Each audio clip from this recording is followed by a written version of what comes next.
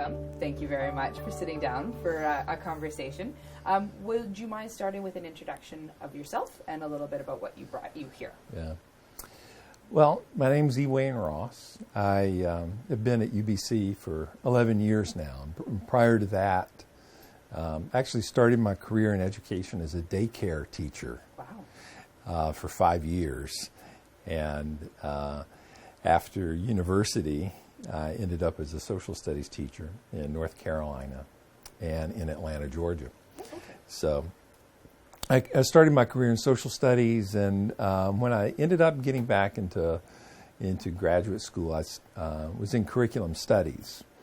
And from that point, kind of my academic career has been one where I've always thought about myself as a curriculum studies person, but I'm probably most closely associated with social studies education in terms of my identity.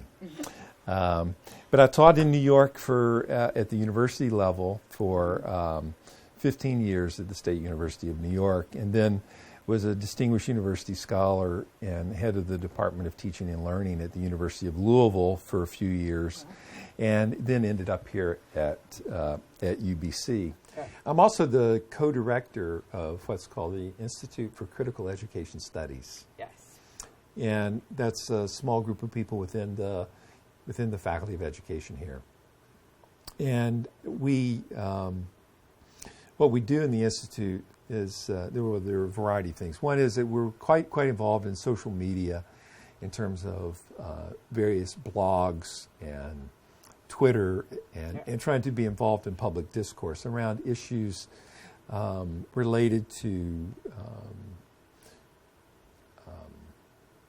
education reform, but also around academic work, academic labor. We also publish 2 scholarly peer-reviewed journals. One's called Critical Education, and the other is Workplace, a journal for academic labor, which is actually one of the longest-running open-access peer-reviewed scholarly publications in the world. It was established in 1998, and it came here to UBC in 2005.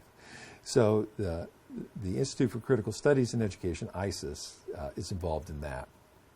That work does coordinate with and overlap with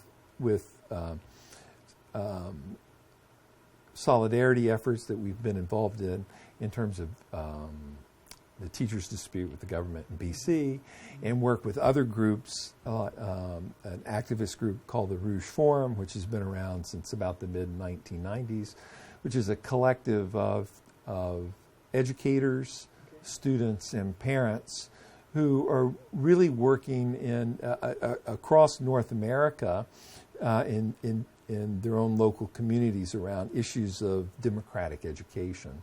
Through my career, my big questions have been around the social, political context of teaching. Right. And what are the factors that exist outside the classroom that affect teacher identity and practice inside the classroom. One of the ways in which I've investigated these dynamics is to look at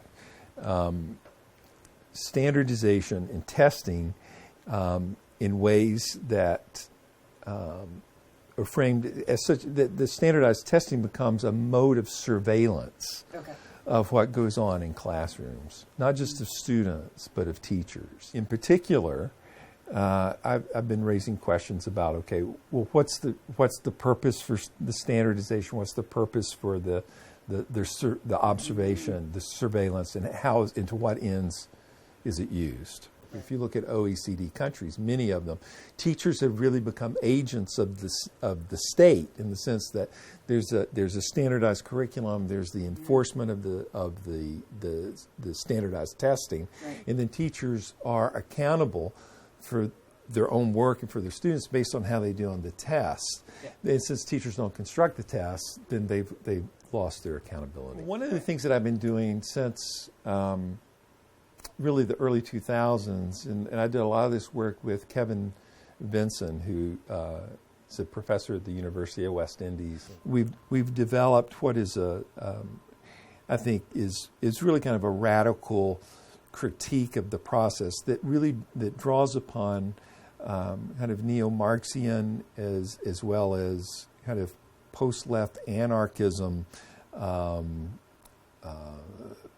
theoretical stances to deconstruct what's happening in schools. So what we've been particularly interested in is trying to develop modes of resistance that are usable by teachers, not as we don't have like a plan. It's not like a revolutionary plan that's strategic.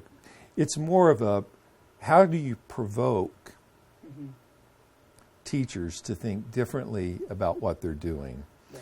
In a sense, our agenda is how do we create contexts that allow for the creative disruption of everyday life in the classroom. Yeah. And this is part of the issue with deconstructing what counts as education reform. Is to ask the questions about whose interests are served by standardized tests, whose interests are served by standardized curriculum. Yeah. And I think it's in my work, what we've been able to do is illustrate how those kinds of interests serve only a very small proportion of the population, and that they work to undercut what I would describe as education in the public interest. So that means taking terms like, in defense of public education, but really what we want to be in defense of is education in the public interest.